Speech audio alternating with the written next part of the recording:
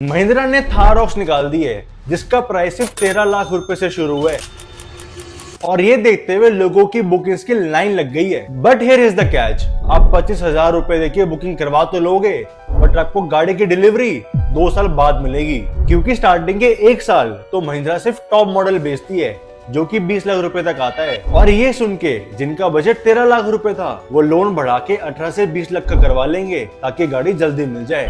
We are buying things we don't need with the money we don't have to impress people we don't no.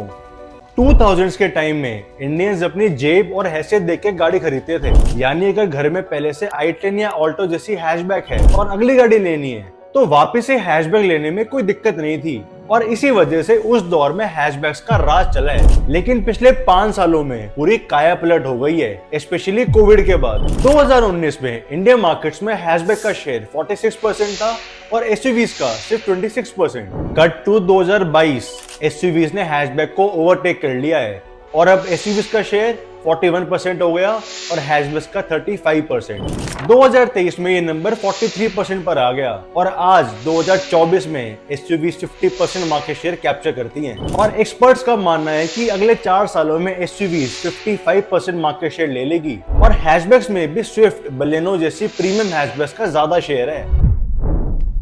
India में cars status symbol बन गई हैं, जितनी बड़ी गाड़ी उतना समाज में रुतबा और नाम। 4 लोग जरूर देखेंगे मुड़ के कि गाड़ी कौन सी जा रही है भाई ये। आपने बस शौकीन तौर पे लिए सिर्फ ये मेरे को दिल्ली में घुमाने के लिए लिया, अपने आसपास टोला मारने के लिए।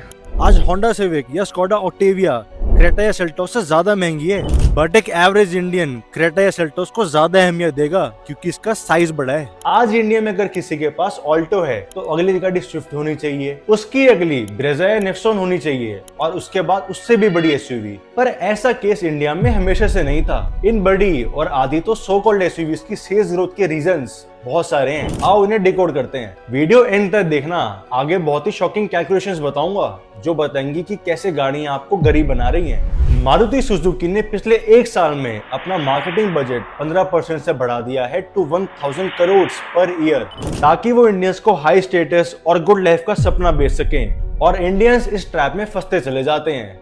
इसके अलावा एक नई बीमारी और फैल गई है, इन्फ्लुएंसर्स की, जो हर 2-4 महीने में नई गाड़ी ले आते हैं। उससे लोगों के अंदर फोमो क्रिएट होता है, पर ये रियलाइज नहीं करते कि ये उनका बिजनेस है। 3 महीने इस गाड़ी से कंटेंट निकालेंगे, उससे पैसे कमाएंगे, फिर उससे भी बड़ी गाड़ी ले आएंगे। पर एक आम इंसान के ये सब देख के मुंह में पानी आ जाता है और 40,000 की सैलरी पर 15 लाख की गाड़ी लेने के सपने बुनने शुरू कर देता है। पर ये लोग फिर गाड़ी खरीद कैसे रहे हैं? आज इंडिया में 60% गाड़ियां फाइनेंस होती हैं, यानी हर 5 में से 3 गाड़ियां लोन पर ली जाती हैं और इसमें भी 90% अमाउंट तक फाइनेंस किया जाता है।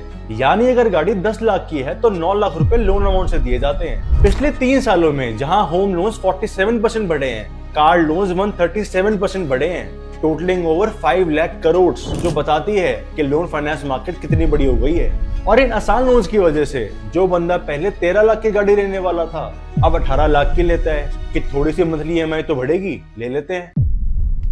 अब पैसा सभी के पास इजीली अवेलेबल है तो कंपनीज भी आलतू फालतू फीचर्स देके सबको फंसाते चले जाती है, जैसे electrically adjustable seats, cool box, wireless charger और सनरूफ, जिनका रियल लाइफ में कोई खास काम नहीं है और इस बात के अलग से पैसे बढ़ा रखे हैं।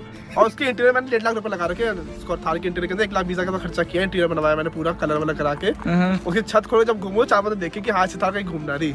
अब सनरूफ का एग्जांपल ले लो। आज इंडिया के अंदर सनरूफ गाड़ी खरीदने के लिए बहुत तगड़ा क्राइटेरिया बन गया है, जिसकी वजह से इंडिया में आज 4 में से हर 1 गाड़ी सनरूफ वाली होती है। Hyundai ने जब क्रेटा की बुकिंग शुरू करी थी तो उसके 70% वेरिएंट सनरूफ वाले थे। टाटा की पंच, नेक्सॉन, एट्रोस के सनरूफ वाले वेरिएंट उसके 40% शेयर लेते हैं और सफारी, हैरियर के केस में तो इनकी डिमांड 90% तक जाती है। पर ये ना बड़ी हंसने वाली बात है कि सनरूफ का पर्पस बहुत ही डिफरेंट होता है। फोर्ड की एक रिपोर्ट बताती है कि सनरूफ का मेन पर्पस स्नोई और ठंडी कंट्रीज में होता है, जैसे नॉर्वे में 15% लोग, फ्रांस में 11% और जर्मनी में 10%, जबकि जिन कंट्रीज में गर्मी होती है वो नहीं लेते, जैसे स्पेन में 5%, इटली में 3% और ग्रीस में 2%। पर इंडिया में तो इन सभी देशों से ज्यादा गर्मी पड़ती है, फिर भी सनरूफ वाली गाड़ियां बिकती हैं। रीजन सिर्फ एक कि सनरूफ वाली गाड़ी होगी तो इमेज बढ़िया बनेगी, सोसाइटी में ज्यादा बढ़िया रुतबा बनेगा और सनरूफ भी नॉर्मल नहीं पैनोरामिक वाला चाहिए। और ये शो ऑफ कल्चर पूरे इंडिया में ही प्रेवेलेंट है, जैसे दिल्ली के कल्चर को मनोज बाजपेयी ने बहुत सही तरीके से बताया है। दिल्ली के लोग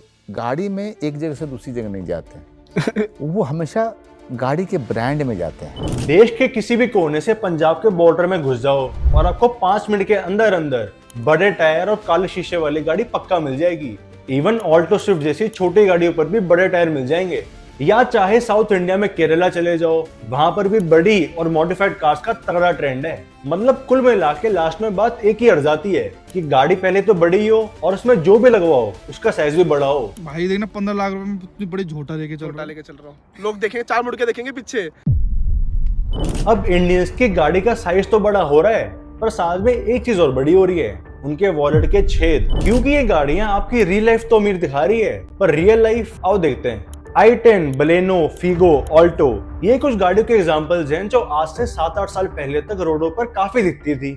लेकिन आपने एक चीज नोटिस की होगी कि जो ऑल्टो 2016 में 2.5 लाख की मिलती थी, आज 2024 में 5 लाख तक की हो गई है। एंड नॉट जस्ट हैचबैक, बाकी गाड़ियां भी देखते हैं। फॉर्च्यूनर 2009 में लॉन्च हुई थी, जब इसका प्राइस 18 लाख था। फिर 3-4 साल बाद इसका प्राइस 22 लाख हो गया, फिर 26 लाख और आज 34 lakh. 34 lakh before taxes. Taxes के साथ तो 50 लाख तक की हो जाती है। और ये कहानी हर गाड़ी की है। हर गाड़ी के लास्ट 1-2 सालों के अंदर प्राइसेस 1 लाख रुपए तो पक्का ही बढ़े हैं। एंड नॉट जस्ट कार्स, आज मुझे 1 लाख रुपए से नीचे कोई ढंग की बाइक ही बता दो, कोई भी नहीं आती है। एक्टिवा भी 1 लाख रुपए टच करने वाली है।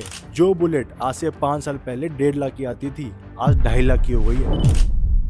अब आपकी नई नई नौकरी लगी है, थोड़े पैसे कमा लिए और आप निकलते हो गाड़ी देखने। आपने देखा स्विफ्ट की बढ़िया सेल है, बढ़िया गाड़ी है, वेबसाइट पे प्राइस देखते हो 7 लाख रुपए, बढ़िया है यार, बट असल में आपको पड़ती है 12 लाख रुपए की। कैसे, आओ देखते हैं। अब गाड़ियों पे लगता है 28% जीएसटी और उसके ऊपर सेस जो 1 से 22% तक रेंज करता है। सेस गवर्नमेंट आपसे कुछ पर्टिकुलर वर्क्स के लिए लेती है, जैसे एनवायरनमेंट के सुधार के लिए, गरीब बच्चों की पढ़ाई के लिए, एटसेट्रा एटसेट्रा। जैसे फॉर्च्यूनर में 28% जीएसटी और 22% सेस लगता है। और सेस गाड़ी की लेंथ, इंजन और ग्राउंड क्लियरेंस के बेसिस पर लगता है। जैसे अगर गाड़ी 4 मीटर से लंबी हो तो जीएसटी 28% और सेस सीधा 17% हो जाता है, यानी 43% टैक्सेस। और ये मैक्सिमम 50% यानी फॉर्च्यूनर हेक्टर जैसी गाड़ियों पर लगता है, जिसका मतलब है कि गाड़ी अगर 50 लाख की है तो 25 लाख रुपए टैक्स में जाएंगे।